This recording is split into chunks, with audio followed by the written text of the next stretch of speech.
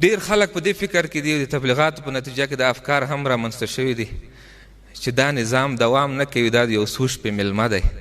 ډېرې د وطن خو خلکو ته دا تشویش پیدا کړی دی، ډېرو سرمایه ګزارانو ته، د وطن لوی تجارانو ته، علمي کدرونو ته، هغه خلک چې په بهر کې دي دا تشویش پیدا شوی چې کیدای شي دا د یو څو ورځې میلمه وي. زه تاسو ته اطمینان درکول غواړم موږ چې دلته راغلي یو دا داسې په اسانه نه یو راغلي، نه د معاملې نتیجه ده، دا د سرونو په قربانیو د ورونو په سر دلته را رسېدل یو. دنیا خپل زور ازمایلی دی، وروسته له دې چې پوه شوه چې نور مې دلته پښې نه ټینګېږي ووتل.